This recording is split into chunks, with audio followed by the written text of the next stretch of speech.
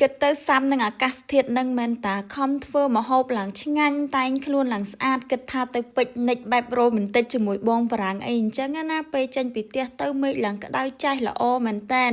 ពេលទៅដល់ព្រៃកន្លែងពេជ្រនិចបងប្អូនហើយគឺថាមេឃភ្លៀងល្ងាញ័រដូចកែបក្អាត់អញ្ចឹងបងប្អូនឃើញអត់ពេលខ្ញុំចេញទៅពីផ្ទះមើលមេឃចាឡើងក្តៅល្អមែនតែនតែម្ដង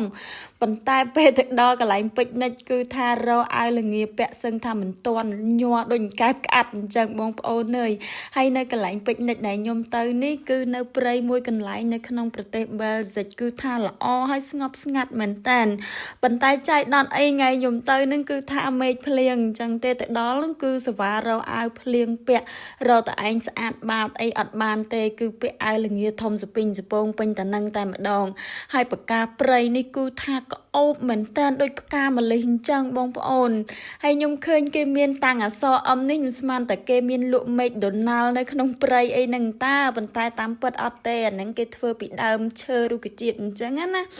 ហើយនៅក្នុងព្រៃហ្នឹងដោយសារតែអាកាសធាតុអត់សូវល្អអញ្ចឹងក្នុងព្រៃហ្នឹងគឺមានតែខ្ញុំពីរអ្នកបងបារាំងទេដើរមកព្រៃហ្នឹងហើយណែខ្ញុំឃើញអញ្ចឹងអីអូសប្បាយណាស់គឺថាបង្កើតក្តីសុខឲ្យខ្លួនឯងកុំកើតទុកច្រើនពេក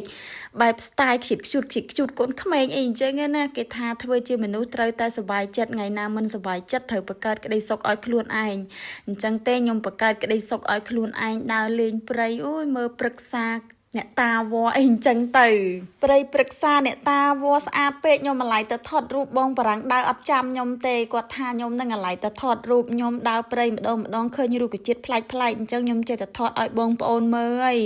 ហើយខ្ញុំដើរព្រៃមែនប៉ុន្តែខ្ញុំអត់ហ៊ានយកដៃប៉ះទេខ្ញុំខ្លាចវាលមាស់ឬក៏អីអញ្ចឹងភាគច្រើនខ្ញុំប្រើឈើព្រោះអី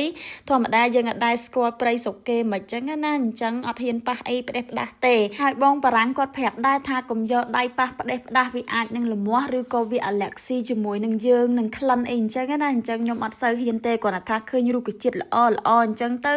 ចង់ថតចែករំលែកជូនបងប្អូនទស្សនាទាំងអស់គ្នាហើយខ្ញុំអូយឲ្យតែឃើញផ្កាអីហ្នឹងគឺថារត់ចូលទៅថតរូបឲ្យបងបារាំងថាអូយតោះយើងប្រញាប់ទៅផ្ទះខ្ញុំថាអត់ទេសូមរូបថតនៅប៉ុស្តិ៍សិនក្រាក់ស្អាតអត់បងប្អូន